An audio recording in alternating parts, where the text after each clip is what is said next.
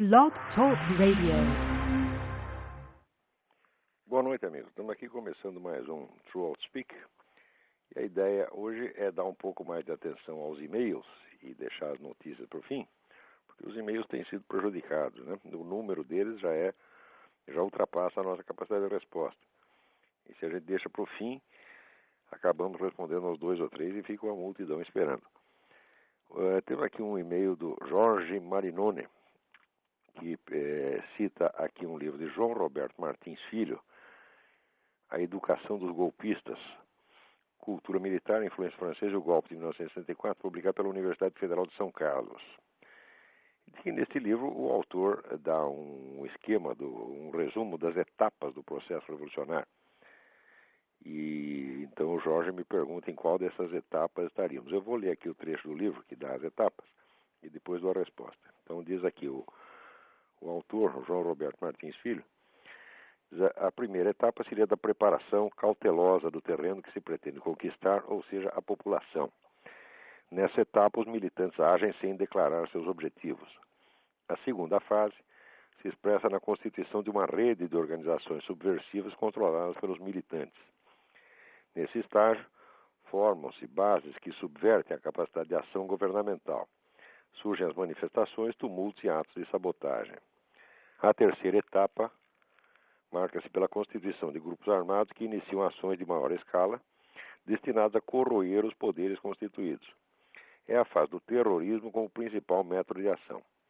A penúltima etapa é a do estabelecimento de zonas liberadas ou bases de apoio, onde o exército regular não consegue mais entrar. O passo seguinte é a formação de um governo provisório que procura reconhecimento no exterior. Forma-se, então, um exército regular revolucionário. A quinta etapa é da conquista do poder numa ofensiva final. É fundamental notar que essas etapas se sucedem muitas vezes sem fronteiras nítidas, pois a fluidez é a principal característica da guerra revolucionária. Muito bem. Dentro dessa sucessão de etapas, é evidente que nós estamos na quarta etapa, que é o estabelecimento de zonas liberadas ou bases de apoio, onde o exército regular não consegue mais entrar. Isso aí nós já temos, evidentemente, essas áreas ocupadas pelo Comando Vermelho, PCC, e agora no Rio Grande, conforme eu mencionei no meu último artigo do Jornal do Brasil, a formação, vamos dizer, de uma zona liberada, entre aspas, ali na parte norte do Rio Grande do Sul, pelo MST. Agora, precisa ver que a situação fica diferente quando você está tentando derrubar um governo ou quando você está num processo revolucionário, vamos dizer, auxiliado, vamos dizer, por um governo revolucionário democraticamente eleito, que é precisamente o caso de agora, foi também o caso de 1964, com o João Goulart. Aí, quando se fala em derrubar o governo, é evidente que o sentido não é diferente do que seria se você tivesse um governo não revolucionário, um governo inimigo. Não é isso? No caso, trata-se não de derrubar o governo federal, mas de derrubar a ordem constituída com a ajuda do governo federal, que é precisamente o que o João Goulart tentou fazer em 63, 64, e agora nós estamos vendo novamente. A coisa fica um pouco camuflada, porque o processo em 1900, naquela época, nos anos 60 e hoje, é totalmente diferente. Quer dizer, nesse ínterim, a esquerda internacional aprendeu muita coisa. Entre outras coisas que ela aprendeu é que se você quer realmente chegar ao poder, você não pode começar por destruir a economia capitalista antes. Ao contrário, você tem que tomar o poder assentado na economia capitalista. Isso Lenin já sabia. Quando você vê, por exemplo, o Hugo Chávez, né, destruindo a economia capitalista, ele está fazendo uma grande burrada, está se precipitando. Quem está seguindo a receita certinha é o Brasil. Quer dizer, você mantém a economia capitalista intacta e você vai derrubando as instituições, a ordem pública, as leis, etc, etc. Mas deixa a economia. A economia é a última coisa que você mexe. De acordo com Karl Marx e Lenin, a destruição da economia capitalista é um processo lento que deve ser prosseguido ao longo de muitas gerações. Sobretudo através, vamos dizer, de 2 mecanismos indiretos, que seria a taxação, quer dizer, você estrangular a burguesia com impostos, e a inflação, que corrói, então, vamos dizer, o poder econômico. Então nunca se trata de você tomar o poder, chegar no governo e dizer acabou o capitalismo, virou tudo propriedade do Estado. Isso aí no Brasil é curioso, como as pessoas não veem o governo fazendo isso, às vezes não existe comunismo nenhum, porque elas imaginam o comunismo é isso, e imaginam porque são ignorantes, evidentemente nunca leram uma linha de Marx nem de Lenin, não tem a menor ideia do que se fala, então julga por estereótipo de almanaque. Então, como não veem essa derrubada imediata do capitalismo, não acreditam que se trata de comunismo. Mas o comunismo mesmo exige exatamente o contrário, exige a criação de um sistema de poder comunista, onde toda possibilidade de oposição é eliminada, ou eliminada à força, ou eliminada mediante ardis, como o PT vem fazendo há mais de 10 anos. E depois, enquanto isso, o processo capitalista continua funcionando, e depois é que você vai mexer na economia. A economia é a última coisa. Quer dizer, a economia capitalista, ela move o motor da revolução. Ela é a gasolina que move o motor da revolução. Se você estrangula o capitalismo, não tem mais revolução, não tem coisa nenhuma. Tem só uma crise e fica todo mundo descontente, vira uma anarquia geral e os comunistas acabam tendo que voltar para casa. Que foi mais ou menos o que fez aí o João Goulart. Esse pessoal do PT está sendo muito esperto, não é que está sendo muito esperto, está simplesmente seguindo a receita comunista à risca.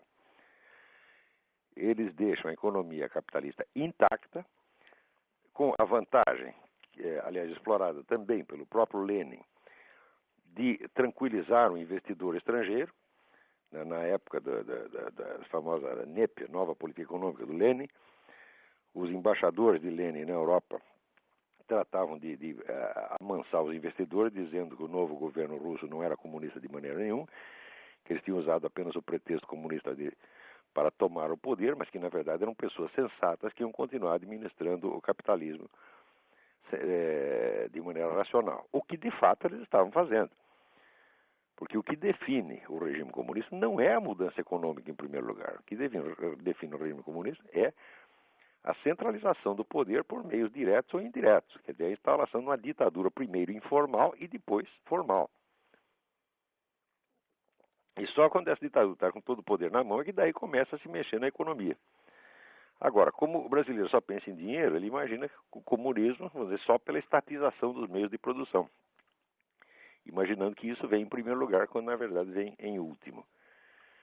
Espero que isso tenha respondido aí. Agora, quanto às etapas, sem dúvida estamos na quarta, quer dizer, estamos num ponto avançadíssimo da estratégia revolucionária. Muito bem. Vamos ver um outro aqui. Sou ouvinte Moisés Brás. Sou ouvinte assíduo do seu programa Transpeak. Quero parabenizar pelo excelente trabalho de esculacho geral da desintelectualidade brasileira. Muito obrigado. Com relação à China, tenho sérias dúvidas quanto à oposição dos Estados Unidos ao regime. Tudo que é vendido aí no varejo é fabricado na China. O Brasil também está inundado de produtos chineses. É claro que as grandes empresas têm sérias vantagens de produzir lá, enquanto uma fábrica da Nike teria de pagar altos salários para funcionar nos Estados Unidos, na China eles produzem mais e à base de chibatadas ou salários de fome. Se a China fosse um regime aberto e democrático, obviamente teríamos sindicatos ou associações que jamais permitiriam esse tipo de trabalho escravo ou semi-remunerado. Como o regime é ditatorial, ou seja, trabalha ou morre de fome. Assim, o regime comunista é conveniente para as grandes empresas ocidentais, cujo gasto de mão de obra são quase inexistentes, e é conveniente para o alto escalão do regime, que aqui realmente lucra com a enxurrada de exportação. Você tem toda a razão, Moisés. É exatamente isso que está acontecendo. Porque, vamos dizer, essas empresas, às vezes, elas pensam somente nesse interesse imediato e não têm uma visão estratégica de longo prazo. Quer dizer, se for preciso destruir o país para ganhar um pouco de dinheiro agora, fazem isso. Agora, tem algumas que não é bem isso, não é só que elas estão lá por comercialismo. Não. Elas estão ligadas a um esquema de globalismo político, cuja ambição é criar um governo mundial, tá certo? E tem interesses estreitos com o próprio esquema governamental chinês. Quer dizer, estão mais próximos do governo chinês do que da nação americana. Tá certo? Então não se trata só de comercialismo, trata de uma estratégia de longo prazo, quer dizer, geralmente para derrubar os Estados Unidos. Tá certo? Então, Esse negócio todo começou durante os anos 90, começou sobretudo no governo Clinton, né? Esta enxurrada de investimentos para a China. E o pretexto que então foi espalhado entre os empresários é que você investir na China era, na verdade, fazer um benefício à democracia. Por quê? Porque a liberalização da economia traria necessariamente consigo a liberalização do regime político. É evidentemente uma balela. Mas tem muita gente que acredita nisso. No Brasil, olha, dificilmente eu encontrei algum adepto do liberalismo que não acreditasse nessa estupidez. Estupidez foi concebida pelos próprios comunistas para enganá-los, e os idiotas caem.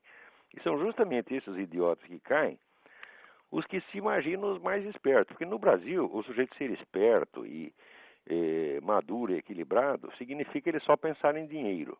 O sujeito só pensa em dinheiro, então ele pensa que ele é um homem realista, né, que sabe das coisas e que qualquer outra consideração são apenas temores adolescentes. Na verdade, é exatamente o contrário. Quer dizer, o indivíduo que analisa tudo a partir da economia e do dinheiro é um idiota perfeito e acredita no poder mágico do dinheiro de transfigurar as instituições, e tudo que vem acontecendo na China prova que é exatamente o contrário. Quer dizer, quanto mais entra dinheiro vamos dizer, com o favorecimento americano, entra dinheiro na China, mais poderosos estão lá os generais chineses e mais incontestado o monopólio do poder pelo Partido Comunista, né?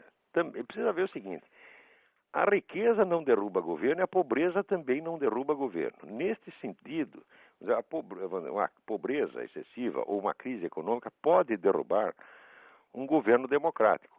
Por quê? Porque a população fica insatisfeita e vota na oposição. Tá certo? Ou faz greve ou coisa assim. Mas uma ditadura jamais foi derrubada pela fome, pela miséria. Quanto mais miserável o povo, menos condição ele tem de se organizar e de atuar politicamente. Então, quanto mais pobre, mais fraco, isso é evidente.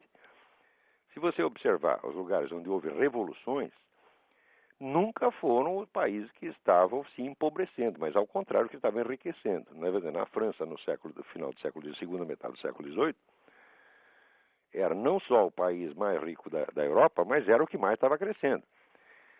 No final do século XIX, mesma coisa na Rússia. Os últimos 50 anos que precederam a Revolução Russa, a Rússia cresceu economicamente, que é um negócio assombroso. Justamente é este crescimento, vamos dizer, que cria as condições para um processo revolucionário. Quer dizer, primeiro você dá acesso, vamos dizer, a educação, etc., a pessoas que não tinham, antes não tinham. As pessoas estão tendo acesso à educação, mas não tendo acesso ao poder, ficam revoltadas, porque agora, antes não João ninguém, agora é o senhor doutor. Então, quer um poder, vamos dizer, equivalente à cultura que ele acha que tem. E essa é uma das muitas causas do processo revolucionário. Mas qualquer que seja o caso, nunca houve uma revolução em um país que estivesse com miséria crescente. Quer dizer, isso é exatamente o contrário do que diz o slogan, os estereótipos da mídia, né? Se continuar essa miséria e tal, vai ficar uma situação explosiva. Eu digo, miséria jamais é explosiva. Se ele está miserável, o que ele faz? Ele morre de fome, ele definha, ele não dá palpite, ele é um coitado. Então, a miséria favorece as ditaduras. Você vê, o Mao Tse Tung, quando ele inventou aquele negócio do grande salto para a frente, que morreu de fome, eu acho que só nesse projeto morreu de fome 10 milhões de pessoas, numa tacada, nunca o poder dele teve tão alto. Quer dizer, essa miséria toda não oferecia perigo nenhum para ele. Foi daí que inventou o negócio da Revolução Cultural e matou mas não sei quantos milhões, agora não de fome, mas na bala. Então, do mesmo modo, vamos dizer, o enriquecimento também não provoca automaticamente um processo revolucionário, uma mudança de governo. Não, é preciso que se junte uma série de condições. Quer dizer, no caso chinês, por exemplo, o enriquecimento está produzindo de fato uma nova classe de ricos, mas os interesses desses ricos estão estreitamente ligados aos interesses do próprio governo. Cada novo rico que aparece na China é um sócio do governo, então ele não vai se revoltar contra o governo que o está enriquecendo. Quer dizer, o enriquecimento de uma parte da população pode ser um fator revolucionário quando ele joga essa parte da população, quando ele cria nessa parte da população ambições que se opõem ao poder estabelecido. Na China é exatamente o contrário que acontece. Quer dizer, cada chinês que está enchendo os bolsos de dinheiro agora, ele é um parceiro dos generais, então ele quer que os generais fiquem lá eternamente. Então todo esse diagnóstico de que a economia ia mudar a China, tudo isso é uma besteirada. É incrível como esse pessoal empresarial é vulnerável, vamos dizer, a palavra de ordem e slogans que são inventados pelos próprios comunistas e botam na cabeça deles, os idiotas saem repetindo e são manipulados que nem criança e ainda acham que são muito espertos. É uma coisa incrível. Muito bem, vamos para outro e-mail aqui. Aqui é Henrique Santos. Fui seu aluno em Curitiba, sou aluno da Luciana Mato. Acabei de ler seu artigo O Inimigo é um Só. E como o artigo fala sobre a tensão ideológica provocada pela esquerda nas pessoas e o efeito das ideias religiosas falsas que noteiam o sentimento da fé religiosa do povo, gostaria de ter informação sobre um pensador cristão, o qual escreveu sobre o ateísmo no século XX, que teve um fim trágico, Jacques Maritain, que me parece teve muito envolvido com o espírito moderno da Igreja Católica, apesar de ser um tomista. É muito interessante essa sua pergunta, porque justamente nesse momento eu estou relendo o livro do Gustavo Corsão, O Século do Nada, que é um livro que todo brasileiro deveria ler. Por quê? Porque ele descreve e analisa, vamos dizer, a destruição da Igreja Católica por dentro. Quer dizer, como é que a infiltração e a infiltração comunista e a acomodação, né, dos cardeais, dos teólogos com o comunismo foi destruindo a Igreja ao ponto vejam que coisa impressionante. Na última sessão do Concílio Vaticano II, o Papa Paulo VI, ele disse a seguinte frase, ele disse, aqui no concílio, a religião do Deus que se fez homem se encontrou com a religião do homem que se fez Deus. E as duas se deram muito bem. Quer dizer, isso é a mesma coisa que dizer que acabou a Igreja Católica. Porque a religião do homem que se fez Deus é o humanismo revolucionário, anticristão. Né? E se isso de repente foi admitido dentro do concílio, quer dizer que a igreja acabou. Né? Esse Paulo VI, para mim, era um idiota completo. Ou talvez fosse um sujeito vendido mesmo, não sei. Mas um papa dizer uma coisa dessa é o fim da picada. Né? Quer dizer, é a declaração de rendição incondicional. Diz, olha, aqui abrimos as portas, abrimos as janelas, abrimos as pernas, abrimos tudo que podia abrir, pode entrar e fazer o que quiser, aqui virou casa de mãe Joana. Na época, o Gustavo Corsão escrevia uns artigos no Globo e mostrava a absurdidade dessas coisas. E, por causa disso, foi muito perseguido ali pela Arquidiocese do Rio, pressionaram para tirar a coluna dele do Globo, foi uma coisa horrorosa. E, no entanto, o homem estava montado na razão. Passados 40 anos, né, o concílio terminou, parece que terminou em 65, passado então agora 42 anos, nós vemos que tudo o que ele disse se consumou, aconteceu mesmo. Tudo aquilo que os iluminados, os cardeais iluminados diziam que aconteceu, não aconteceu. Que aquilo ia ser uma coisa maravilhosa, que a igreja ia progredir muito, ao contrário, a igreja se decompôs, tá entendendo? Os fiéis fugiram para tudo quanto é lado, uns viraram protestantes, outros viraram ateus, outros ficaram loucos, o número de pessoas, vamos dizer, que ficaram loucas. Perderam o prumo na vida por causa desse maldito Concílio Vaticano II. São milhões e milhões e milhões. Pessoas que se voltaram contra a Igreja Católica. Pessoas que caíram na mão do Satanás por causa disso. Foram empurradas para a mão do Satanás por esses malditos cardeais do Concílio Vaticano II.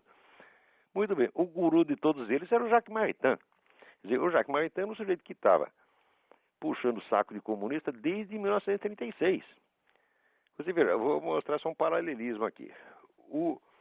A coisa mais nojenta do Concílio Vaticano II foi o tal do Pacto de Metz, que foi assinado para obter a presença de alguns bispos ortodoxos biônicos, nomeado pelo governo soviético, bispo ortodoxo russo no concílio.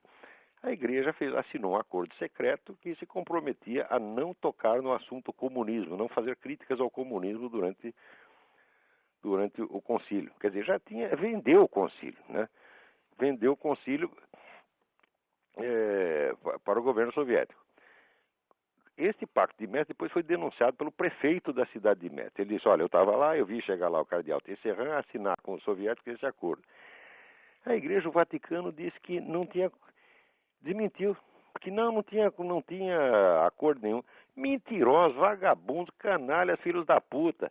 Por quê? Porque logo depois o acordo foi publicado pela própria imprensa soviética e hoje, você sabe, está inteiramente confirmado que isso houve mesmo. Ora, como já em 63 havia o decreto de João 23, revalidando um decreto de Pio XII, que excomungava automaticamente qualquer católico que colaborasse com o regime comunista, esses camaradas já estavam todos auto-excomungados e sabiam disso. Portanto, a coisa já foi toda uma farsa. Não é isso? Esta farsa não veio sozinha, ela veio de uma longa infiltração que tinha começado já na década de 30. Tá certo? E esse pessoal comunista foi entrando e comprando consciências e fazendo uma devastação total. Até que no fim, vamos dizer, o próprio Papa Paulo VI teve que ser cúmplice desta porcaria. E note bem, o Gustavo Corsão, toda a formação intelectual dele foi dirigida, de certo modo, pelo Jacques Maritain, pelos livros de filosofia do Jacques Maritain.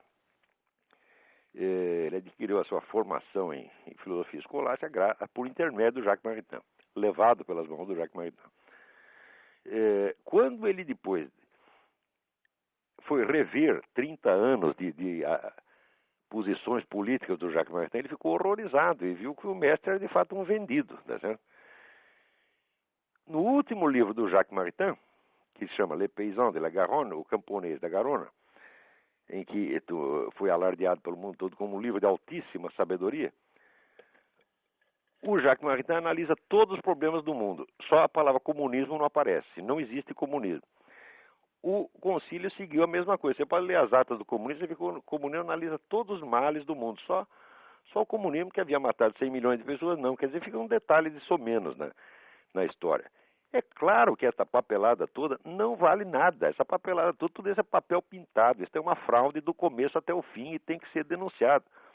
Não é por você respeitar a figura do seu bispo, arcebispo, cardeal, tem que chamar de eminência, que você deve deixar de dizer a verdade. Ao contrário, tem que dizer a verdade. Não por ódio a essas pessoas, mas até por amor a elas.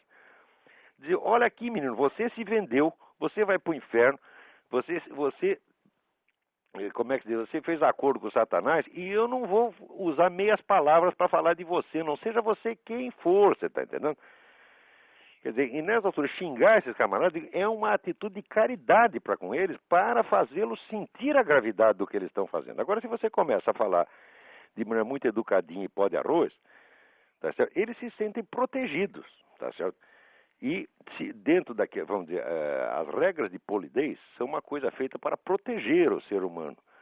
Você não deve conceder essa proteção à pessoa que a está usando para ludibriar os outros e ludibriar a si mesma. Você está entendendo? Então, eu acho que você pegar um camarada desse, quer dizer, um prelado desse que colaborou para isso, chamar o cara de canalha, filho da puta, você está sendo muito bondoso para ele. Por quê? Porque se você falar manso, você está fortalecendo essa proteção verbal que ele criou em torno de si mesmo para poder se enganar mais facilmente. E você está colaborando com o pecado, com o crime que ele está fazendo, o crime espiritual que ele está fazendo contra ele mesmo e contra os outros. Então, não tem que dar moleza para essa gente. Ora, relendo o livro do Gustavo Corsão, que na época foi considerado um livro violentíssimo, tá certo? Uma tremenda falta de educação, que depois custou ao Corsão uma infinidade de sofrimentos, humilhações e perseguições e insultos. O que me espanta é exatamente a extrema educação, a polidez com que ele fala desses camaradas. Ele usa pelo menos 50 páginas pedindo desculpa porque vai falar mal do Jacques Maritain. Tá certo? Ora, nesse ponto ele estava até enganado, equivocado intelectualmente, porque ele considera o Jacques Maritain um grande filósofo. O Jacques Maritain não é um grande filósofo sob aspecto nenhum. Ele não tem uma obra filosófica que importe. Ali dentro do movimento escolástico, que foi um movimento inaugurado por Leão XIII, cuja orientação básica do Leão XIII era que a igreja deveria se ater mais ou menos sempre que possível aos ensinos, mais de perto possível aos ensinamentos de Santo Tomás de Aquino, com esta indicação, Leão XIII renovou o interesse pelos estudos escolásticos e criou o chamado movimento neoescolástico. Nesse movimento neoescolástico, os grandes cérebros que tinha lá dentro eram, para o meu gosto, o mais desconhecido de todos, que se chama André Marx. André Marx escreveu 4 livros importantíssimos, quais o primeiro chama Psicologia Reflexiva. Para mim, é o ápice da filosofia neoescolástica, André Marx. Mas, justamente pela sua altíssima qualidade, ficou conhecido só dos estudiosos, não teve a repercussão pública. Os outros grandes do movimento foram o Garrigou Lagrange, que foi o guru do Jacques Maritain, que o Jacques Maritain depois, pelo menos na parte política, renegou, né, dizendo, não, o Garrigou Lagrange é da direita. E, vamos dizer, para ele, essa era a crítica devastadora. Diz que o negro de direita acabou, não precisa dizer mais nada, né? Agora, o Jacques Maritain, perto do Garrigou Lagrange como filósofo, era um mico, não era mais nada. E também outros nomes aqui, grande porte, Joseph Marechal, com o livro O Ponto de Partida da Metafísica, um dos grandes livros de filosofia do século XX, e vamos dizer, o melhor expositor de Santo Tomás de Aquino não é um filósofo original, mas é um expositor excelente de primeira ordem do Santo Tomás de Aquino, que é o Antonin Saint-Ange, né, autor de um livro que, vamos dizer, para mim foi um livro decisivo na vida, que é o livro La Vie Intellectuelle, A Vida Intelectual, que foi realmente o livro que me inspirou a começar a dar cursos, né? E, muito bem, comparado com esses camaradas, o Jacques Maritain é nada. O Jacques Maritain se tornou importante politicamente. Por quê? Porque ele estava sempre ligado nos movimentos políticos, participou das polêmicas públicas mais importantes da época e depois porque era amigo pessoal do Paulo VI. Tá certo? Quer dizer, isso aí como referencial filosófico é nada. Então eu acho um pouco deplorável, lendo este livro do Gustavo Corsão com tanto recuo, né? Ver que ele fala desse Jacques Maritain com tanto respeito. E eu acho que essa questão da linguagem que você usa para falar das pessoas é uma questão que deve ser decidida de maneira puramente objetiva. Quer dizer, há uma linguagem apropriada para cada assunto, para cada circunstância e para cada interlocutor. Porque a linguagem deve ser comproporcionada, né? Então, quando você vai falar de um crime monstruoso, você tem que acusar o sujeito de ser um criminoso monstruoso. Quando você está falando de uma canalice, você tem que pegar uma canalice. Quando você está falando de um erro teológico ou erro filosófico cometido de boa intenção por um grande homem, você tem que falar respeitosamente. Agora, no Brasil, a regra é trocar sistematicamente tudo isso. Quer dizer, você tem que falar com respeito de qualquer vagabundo que apareça dizendo uma mentira sórdida, entendeu? Sobre sobre o assunto que ele desconhece completamente. Você tem que tratar o negro com a maior educação como se ele fosse o senhor doutor. Dizer, olha, eu posso discutir, eu acho que nem Jacques Maritain merece um tratamento polido, tá certo? Porque Jacques Maritain era mentiroso consciente. Jacques Maritain era canalha, mentiroso, vendido. Era isso que o sujeito era. Tá certo? E filosoficamente era um homem medíocre. Tá certo? Comparado, não medíocre em si mesmo, quer dizer, comparado com a intelectualidade brasileira, devia ser um gênio, mas comparado com os outros colegas da mesma escola, comparado com Joseph Marechal, com o seu mestre Garrigou Lagrange, era um nada, tá certo? Agora, no Brasil, ele teve um impacto muito grande. Esse pessoal do Centro Dom Vital, todo mundo lia Jacques Maritain e badalava o sujeito. Foi um engano, quer dizer, deram a importância que não tem. No Brasil vive chegando guru estrangeiro e todo mundo vamos dizer, entroniza e cultua como se fosse um gigante, né? Mas o brasileiro não tem senso das proporções, não tem nem conhecimento para isso. Então, vamos dizer, para um sujeito que vinha, como o Gustavo Corsão, vinha de uma escola de engenharia, não tinha formação filosófica, né? Ele encontra um Jacques Maritain, ele pensa que ele encontrou Leibniz ou Aristóteles, entendeu? E depois, 50 anos depois, quando descobre que o nego é um vendido, que traiu a própria igreja, o Gustavo Corsão não ficou indignado, ele ficou passado. O livro é um dos livros mais tristes que eu li, porque você parece que sente as lágrimas em cada página. Que sofrimento horrível, né, do fiel, sincero que vê o seu mestre, né, querido, traindo, né, a igreja a qual a própria leitura dos livros do Jacques Maritain o havia levado lá. Visto com a distância do tempo, o Gustavo Corsão tinha infinitamente mais razão do que ele mesmo imaginava. Quem falou mal dele na época foi um bando de canalhas que não merece nem mesmo ser mencionado. Eu me lembro que tinha um camarada da Globo, um diretor da Globo, que uma vez disse, não, nós queríamos suspender a coluna do Gustavo Corsão, não por causa do conteúdo, mas porque ele estava muito chato. Eu digo, escuta, peraí, você não pode querer que o homem que está escrevendo sobre a maior tragédia da história do Ocidente, que foi a autodestruição da igreja, e que é a igreja dele mesmo, da qual ele é o fiel, escreva isso de maneira divertida. Quer dizer, essa coisa brasileira da inversão de valores. Isso quer dizer que a obrigação da polidez e de ser interessante, de ser divertido, de ser digestivo, quer dizer, está acima do dever de fidelidade à própria natureza do assunto. Quer dizer, isto é de uma futilidade, de uma leviandade a toda a prova. Quer dizer, como é que você vai exigir que o homem seja interessante, seja divertido escrevendo uma coisa dessa? Ah, meu Deus do céu. Né? Só mesmo. Olha, eu vou até dizer quem era esse sujeito. Bom, não vou dizer não, deixa pra lá. Era um diretor da Globo. Mas, pô, asseguro, era um filho da puta. Né? Porque não há mais como tratar essas pessoas. Tem gente aqui que fica chocado porque eu xingo esses caras. Olha, tem certas pessoas onde é que xingá-las é até uma coisa de caridade, porque às vezes o nego vem com uma ideia, até apareceu um camarada aí dizendo assim, o Mário Ferreira dos Santos não era filósofo, era apenas um estudioso da filosofia alheia. O sujeito diz isso e quer uma resposta. A resposta é essa, vai tomar no cu.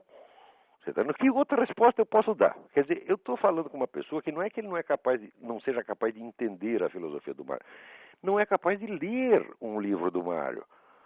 Tá certo? E dá um palpite desse. Daí aparece outro, mais idiota ainda, lembrando uma declaração do professor Miguel Reale, mais ou menos no mesmo sentido. O Mário era um estudioso de filosofia, mas sem uma obra original. Bom, acontece o seguinte, essa opinião do Dr. Miguel, que eu conheço bem, eu era amigo do Dr. Miguel, porra. Essa opinião remonta, tá certo? Ao começo ali da década de 50, quando o Mário havia publicado o livro dele que ficou mais famoso na época, que era O Homem que Nasceu Póstumo, que era um livro sobre Nietzsche. Então ele fez uma certa fama de estudioso de Nietzsche e publicou mais 2 ou 3 livros de polêmica filosófica, mais literários do que filosóficos, na verdade, e pronto, acabou. Bom, acontece que depois o Mário um dia estava dando uma conferência e de repente ele parou a conferência e disse, turma, acabou a aula, vocês me desculpem, eu tive uma ideia, tenho que ir para casa escrever.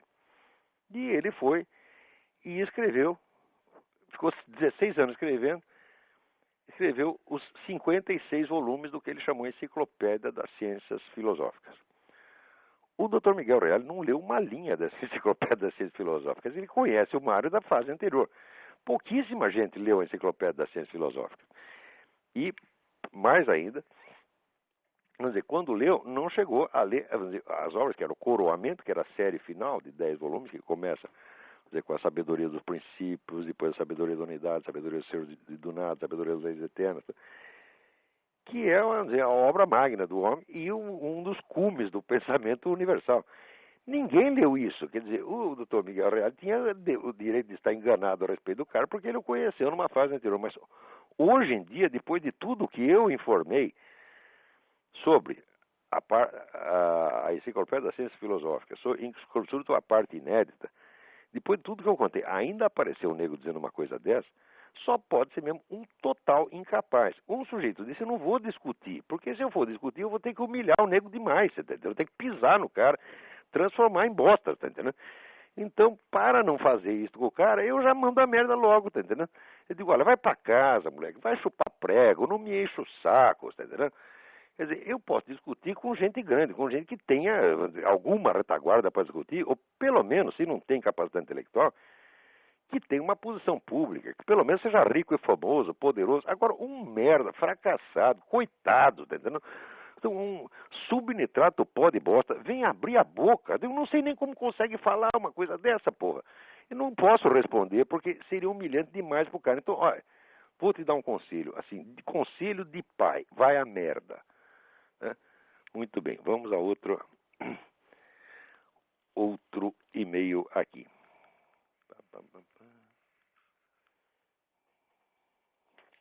Tem um aqui que eu queria responder porque já está atrasado pra caramba. Deixa eu ver se eu acho aqui, peraí.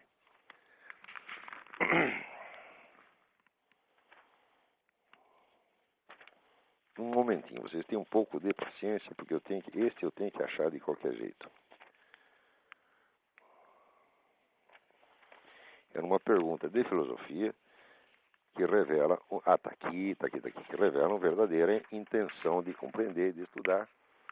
Aqui, o sujeito é Leonardo. O e-mail dele é Sigma-Léo.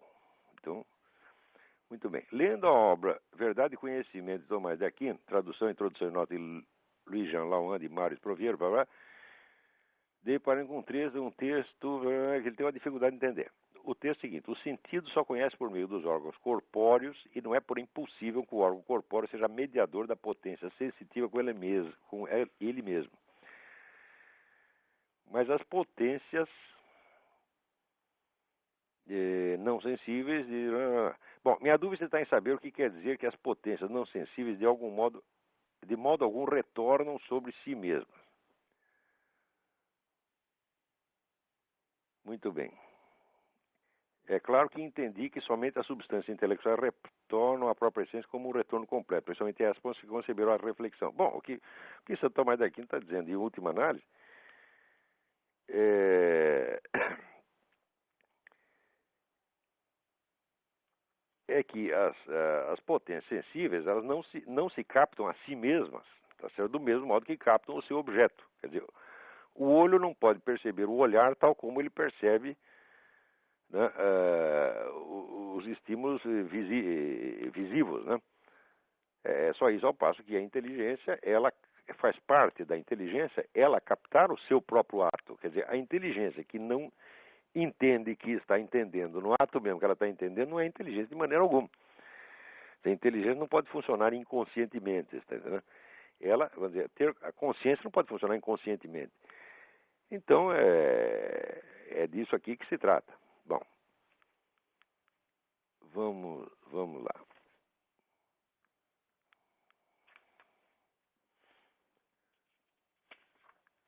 Tem muitas...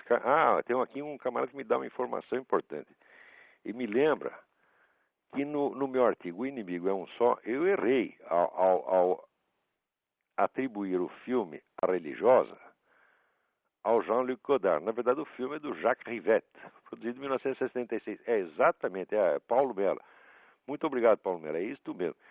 Quer dizer, o Jean-Luc Godard já tem um currículo de besteira suficiente, eu não precisava ter acrescentado mais esse, né? Ele não tem culpa nenhuma do filme A Religiosa. Eu lembro que o filme, na época, foi assim colocado nas nuvens pela crítica. E o filme é baseado na história do Diderot, que era a história que o Diderot inventou a respeito da freira que estaria presa num convento querendo sair, né, porque ela não tinha vocação religiosa, queria ir embora, os caras não deixavam. Ele inventou essa história e disse que era uma história verdadeira e que ele tinha toda a documentação a respeito. Mais tarde te mostrou que era fraude total. Pior que a prova da fraude veio logo antes desse filme. Quer dizer, o cara que fez o filme, ele sabia que era fraude. Se não sabia, tinha a obrigação de saber. Muito bem. Vamos ver o que temos mais aqui. Ale Costa. Como você analisa o papel do CFR, Council on Foreign Relations? Olha, por um lado, está claro que o CFR é o grande criador dos projetos globalistas aqui, como, por exemplo, é o que eles chamam a comunidade norte-americana, que deveria, idealmente, dissolver as fronteiras entre México, Canadá e Estados Unidos. Quer dizer, já matar esses três países, né? E fazer uma pasta, né, culturalmente indefinida, que então seria, como as outras várias integrações regionais pretendidas, uma etapa para a formação do governo mundial.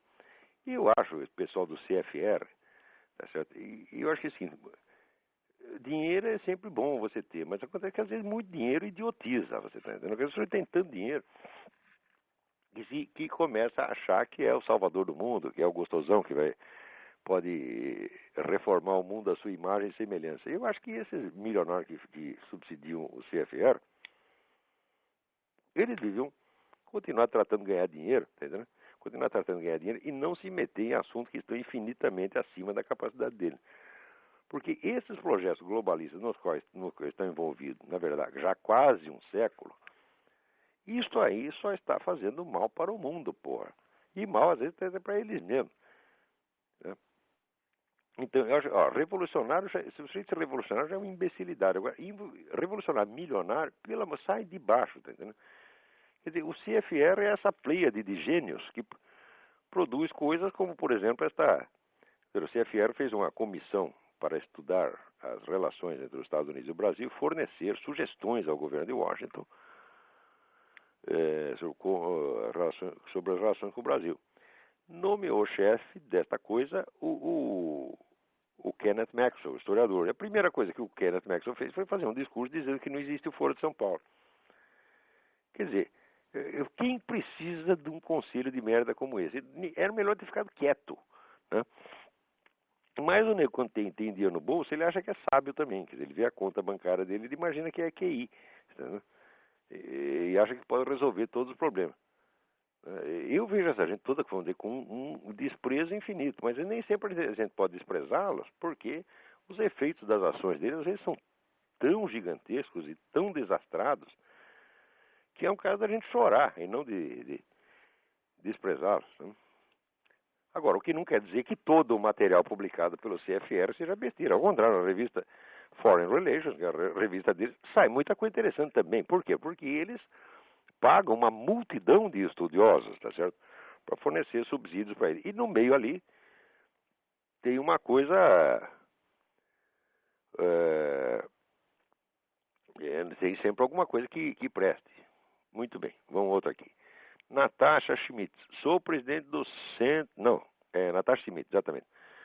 Sou presidente do Centro Acadêmico Hugo Simas, entidade representativa dos estudantes da Faculdade de Direito da Universidade Federal do Paraná. E pergunto se há alguma possibilidade do senhor vir ao Brasil para proferir a palestra no Salão Nobre da nossa faculdade, que fica em Curitiba, Paraná. Ora, eu adoraria ir fazer isso aí, mas eu não posso, porque, não sei se você sabe, mas o visto de imprensa, o visto de jornalista, quando você entra aqui com visto de jornalista, se você viajar, sair, você tem que fazer a papelada toda de novo, a burocracia toda de novo.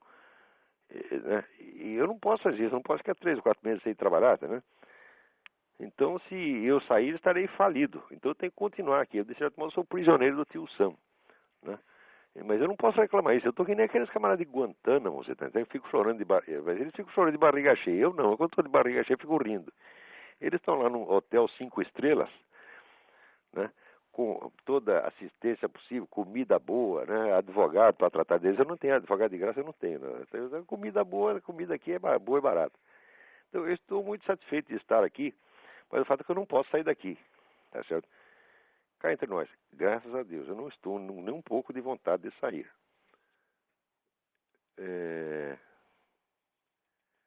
Vamos ver aqui.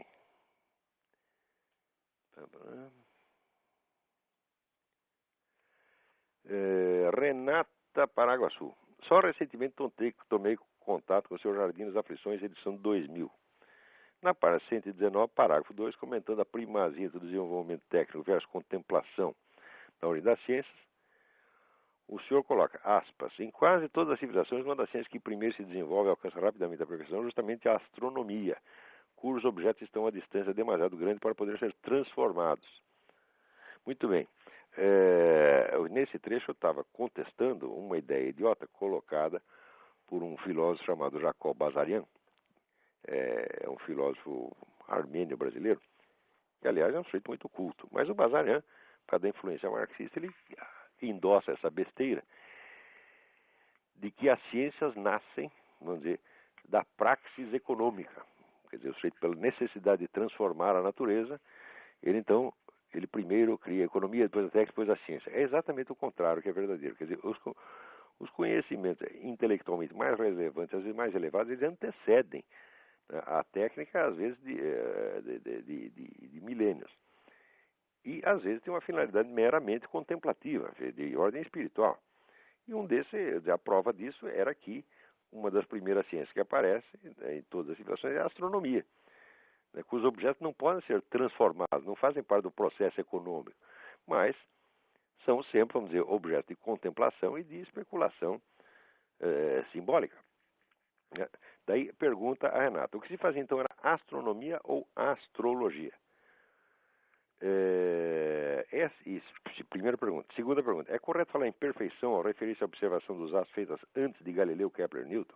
Duas perguntas são muito interessantes. Primeira pergunta, o que se fazia então astronomia ou astrologia? Bom, a astrologia pressupõe a astronomia.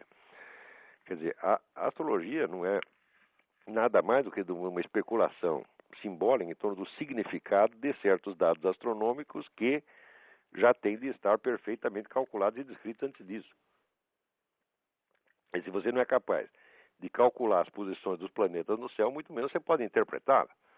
Né? Como é que eu posso dizer para o negro, você tem aí Saturno na casa 10, quadrado com Vênus no raio coparto? Se eu não sei onde está Saturno e Vênus, quer dizer, se eu não tenho meios de calcular, então não tenho meios de interpretar. Então, por isso que até durante a Idade Média, essas duas coisas, astronomia e astrologia, as duas se chamavam astrologia, uma se chamava astrologia esférica, por seu cálculo, o cálculo descritivo da esfera celeste, e a outra chamada astrologia judiciária, porque é pronunciar um julgamento do destino do sujeito certo ou errado, o julgamento, mas com base naquela posição. Então, o que se fazia era, primeiro, astronomia. Claro, sem astronomia não existe astrologia.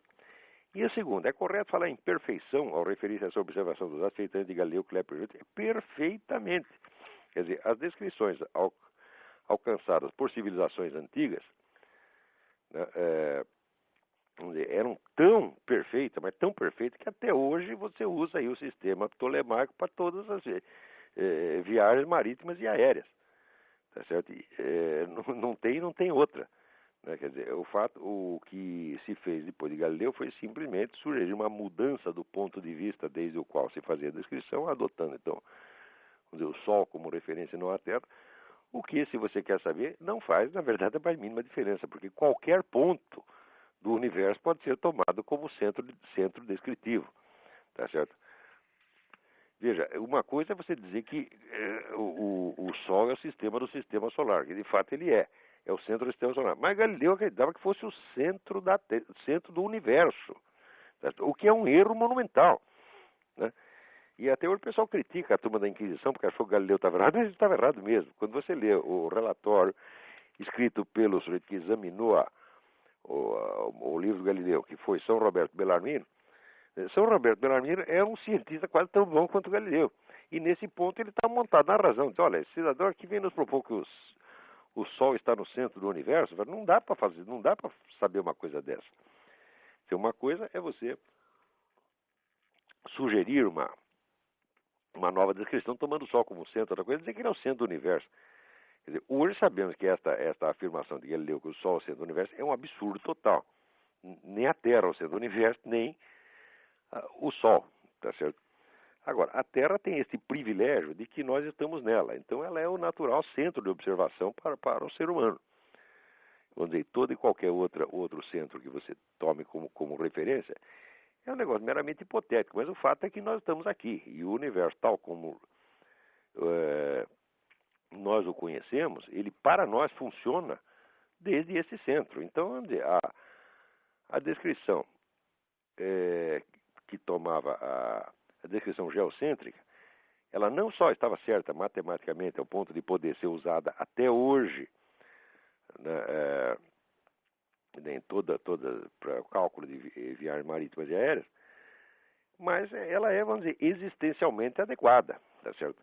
Ela só, vamos dizer, ela estava, o erro dela era, se você pensar bem, um erro mínimo. Não, o erro estava apenas na relação da Terra com o Sol. Mas no conjunto funcionava.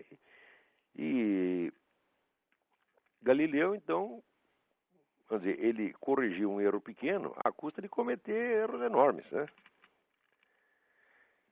Vamos ver se tem mais alguma coisa aqui. Tá. Bom, então, tem alguém aí esperando para falar. Vamos ver aí. Alô? Alô, Quem está na linha?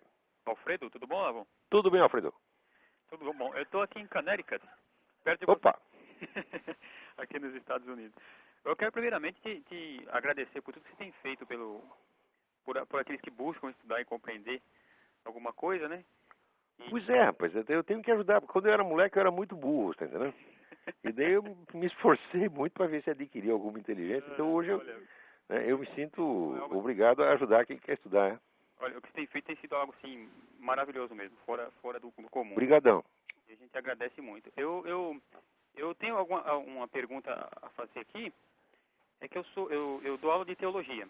Aham. E eu tenho encontrado um grande problema, uma grande dificuldade de colocar na cabeça dos alunos o seguinte: na questão de interpretação de qualquer texto, eles não interpretam o texto da seguinte maneira: do que o autor quer dizer com o texto, mas aquilo que eles acham que o autor quer dizer. É um problema de hermenêutica, né? E eu tenho ouvido no seu programa, isso tem acontecido no meio da filosofia também, né? Pega um Frege, eu ouvi, foi no Yuri, Aham. o Frege, e o cara levou pro lado da metafísica e tudo. O que você fazer nessa Pô, situação? isso aí é o vício brasileiro. As pessoas não sabem ler, pô. Pois, eu não sei o que fazer. Simplesmente não sabem ler. Mas olha, eu vou dizer pra você, não é só esse problema. O problema intelectual brasileiro é assim, é um negócio desesperador. Eu asseguro para você que o brasileiro é o povo mais burro da face da terra. Eu digo porque eu morei 58 anos nesse país, tentando ensinar brasileiro. E depois você vê o que acontece em outros países. Veja, eu viajei muito e morei na Romênia, agora estou morando aqui. Quer dizer, eu conheço outros povos, né? Uhum. E eu vejo que essa coisa não acontece. Eu digo, em primeiro lugar, nos outros povos, eles querem saber, eles querem ter o conhecimento. O brasileiro não quer. Ele tem horror do conhecimento. Ele gosta de dar palpite, mas ele não quer adquirir conhecimento. Ele, primeiro, ele acredita que o conhecimento existe. Ele acha que é tudo uma questão de opiniões. Quer dizer, o Brasil não chegou ainda ao estágio de civilização no qual você possa falar que existe conhecimento. Quer dizer, é apenas um monte de selvagens perdidos na floresta, dando urros, tá certo? E expressando as suas sensações, dizendo, ai me dói, ai que gostoso. O brasileiro só faz isso, tá certo? Ele está no nível de comunicação de um cachorro. E a leitura que as pessoas fazem são exatamente isso. É uma calamidade, calamidade. Se você me pergunta o que você pode fazer, eu digo, olha, se eu soubesse eu diria. Mas eu fico desesperado com essa coisa, porque é uma quantidade de burrice que as pessoas não imaginam. Né? E o pior é que julgam os outros povos, né, de cima, falam assim, não, o americano é burro, burro. Ai, meu Deus do céu, é uma coisa desesperadora. É difícil, Porque né? são pessoas que, não, primeiro, não leem livros. É, não Olha, leio. uma vez eu disse, num curso de pós-graduação, veja você, todo mundo ali já é senhor doutor, tá vendo? Eu disse, olha, um estudioso de qualquer área, ele tem que ler pelo menos 85 livros por ano só para ele se manter atualizado com a área dele. Uhum. As pessoas ficaram horrorizadas. 85? Ai, que crueldade! Eles ficaram assim aterrorizados de ter que ler 85 livros. Né? E, no entanto, eles querem ter os privilégios de pessoas de estudo, os privilégios de intelectuais, de eruditos, e até querem que o governo pague para eles. Os vagabundos não querem estudar, não gostam de estudar, não querem conhecimento, querem só dar palpite, só pensam em dinheiro. O brasileiro é um povo dinheirista. É verdade. O brasileiro só estuda em função do diploma que ele acha que vai dar um empreguinho para ele, tá entendendo? E se der para ter o diploma sem estudo, é o ideal brasileiro. Quer dizer, é horrível isso. E está ficando cada vez pior. Vamos dizer, até na década de 50, 40, 50, nós, sobretudo com a chegada de imigrantes, chegou um monte de imigrante, alemão, judeu, russo, japonês, né? Começaram a civilizar o país, tá entendendo?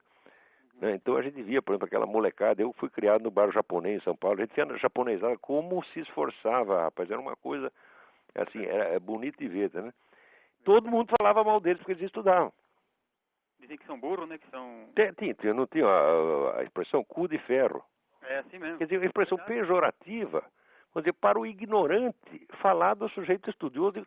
Mas é só no Brasil que isso acontece. É Aqui o verdade. pessoal faz gozação do cara que não estuda. Agora no Brasil é de quem estuda. Esse país é errado mesmo. Isso aí tem que ser presidido pelo Lula, tem que ir pro Foro de São Paulo, tem que chamar o Hugo Chávez para mandar nessa porra, né? Porque merece, entendeu? É um povo presunçoso, burro, metido, tá entendendo? E que quando aparecem grandes homens, pessoas que se esforçam, querem fazer uma coisa séria, como o Mário Ferreira dos Santos, como o Vila Lobos, etc., o pessoal cospe em cima, meu Deus do céu. Então merece. O Mário Ferreira, ninguém fala dele no Brasil? O Mário Ferreira, o problema é o seguinte, o problema é que mesmo o pessoal filosófico que estudava, via aquele gigante, sentia uma inveja, mas uma inveja sem fim. Sabe aquela inveja que mata, que o sujeito se sente um rato no esgoto, tá entendendo? Então o que ele tem que fazer? Tem que sumir com o Mário Ferreira, ele não aguenta. Né? O Mário Ferreira foi um dos grandes filósofos do século XX, talvez o maior deles. Para perceber isso, você tem que ler a obra como um todo. Tá certo? Tem que pelo menos ser capaz de ler os livros principais. Eu gostaria até de colocar isso, porque o problema que enfrenta é o seguinte, às vezes a pessoa pega uma frase ou um livro ou... E já sai dando palpite. E fala, o autor disse isso, mas ele não conhece o que o autor diz num todo. Quer dizer, você não tem...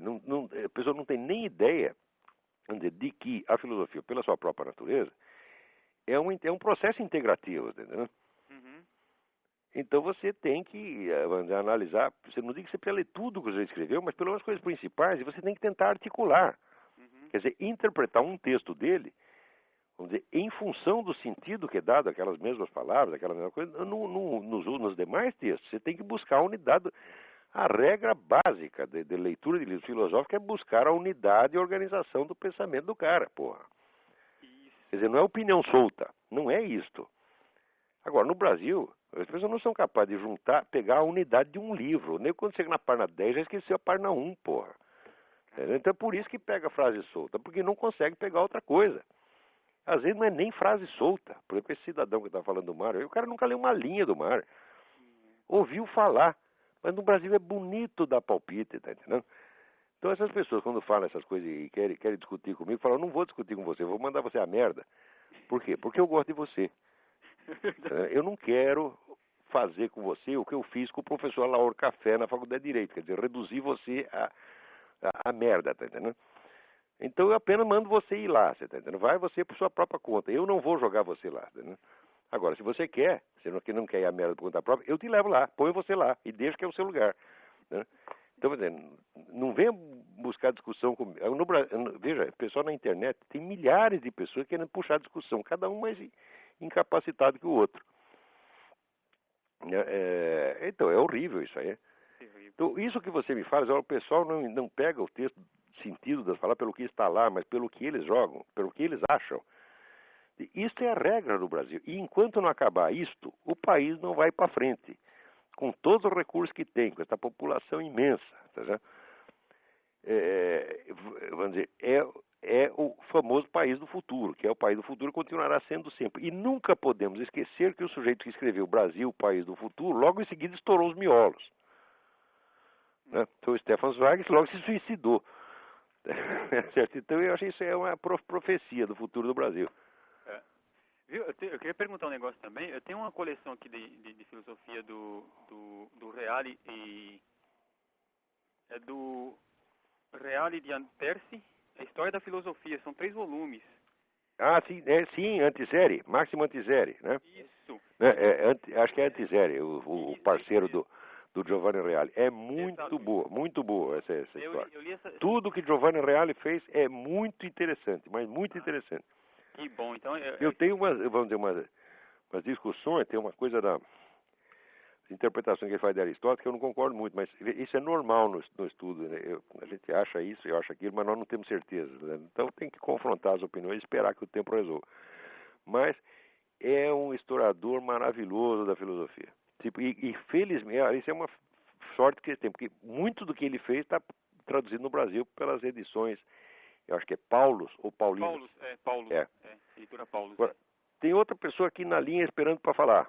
Tá bom, Desculpa não poder te ajudar nessa questão, mas isso é insolúvel, isso aí só Deus. Quer dizer, a solução é reze para que os camaradas se tornem um pouquinho mais inteligentes. Obrigado mesmo, viu, Léo? Obrigado. Um abração. Outro. Vamos ver quem mais está aí. Alô? Quem Alô? tá na linha? Alô? Quem está na linha? É a Celina? Oi, Celina. Celina Vieira? Celina Vieira, tudo bom, Olavo? Que alegria ouvi-la. Ah, alegria é minha. Então, Olavo, eu gostaria de abordar aquele tema da Força de Segurança Nacional que está atuando nas fronteiras do estado do Rio, ao invés de cercar as favelas e sufocar o tráfico de armas e de drogas. Eles querem saber onde. Eles vão exatamente onde os bandidos não estão, porque onde estão é perigoso, né? Exatamente. Então, quer dizer, é uma palhaçada isso aí, né, Olavo? É uma palhaçada integral. É mais uma pantomima brasileira. Você tem toda a razão nesse negócio. Um absurdo total. O que estão fazendo na fronteira? Eles sabem exatamente onde é que os neguinhos estão, né? O que eles estão escondendo lá, o que eles estão fazendo. Sabem tudo. Nós temos informação total sobre o banditismo no Brasil, porque tudo isso é antigo. Agora, pode falar. Ninguém quer resolver esse problema. Ninguém quer, porque se você começa a mexer com essa gente, você vai pisar no pé da Farc. Daí a Farc vai reclamar com o Lula. Entendeu? Então é melhor não fazer nada. Porque quem é que vai querer desafiar a Farc? A Farc tem uma força militar superior a todas as forças armadas dos países vizinhos. Ainda tem dinheiro que não acaba mais. Manda, faz e acontece. Você vai mexer com essa gente, né? Então é melhor deixar tudo como está. É melhor que continue morrendo 50 mil brasileiros por ano, né? Mas o Lula não vai correr risco. Né? Inclusive eu até fundei uma comunidade no Orkut, até convido a todos os ouvintes, se quiserem entrar, que é Amamos a Vovó Pistoleira, né? Que foi num momento de revolta com o que aconteceu no Rio de Janeiro na época do Natal, que puseram fogo nos ônibus e queimaram pessoas inocentes, etc. e tal. E eu me lembrei daquela senhora aposentada que deu um tiro no assaltante no Rio de Janeiro. Não sei se você tomou conhecimento disso. Tem que fazer, porque se você vai esperar a polícia te defender... tem que chamar a vovó. Liquidado. Você está liquidado. Uma vez entrou quatro malandros na minha casa lá, armado. Se eu não tivesse um revólver ali que eu tinha ganho de presente, e que eu já nem tenho mais, eu já joguei fora porque enferrujou, estava morto. Uhum. Agora, daí depois chamou a polícia levou apenas 1h30 para aparecer. Ora, que brincadeira. Tem um amigo meu em São Paulo que foi assaltado por 2 travecos armados. Ali naquela... Acho que no Morumbi, né? Os 2 armados. Ele estava armado, passou fogo. Fez muito bem. É o que tinha que fazer. Agora vai esperar a polícia no dia seguinte. E depois de falecido, você não pode chamar a polícia nenhuma, né? Exatamente. Então é isso aí, Olavo. Obrigada. Muito bem. Sucesso. Um beijo. Esse seu site lá. O da Vovó Pistoleira? Isso. Amamos a Vovó Pistoleira. Parabéns, a Vovó Pistoleira. Tá lá no Orkut. Viva a vovó, chama a vovó. Tá bom, eu vou ter que encerrar o programa agora. Acabou o nosso tempo. Muito obrigado a todos e até a semana que vem. Tchau, tchau. Até, tchau.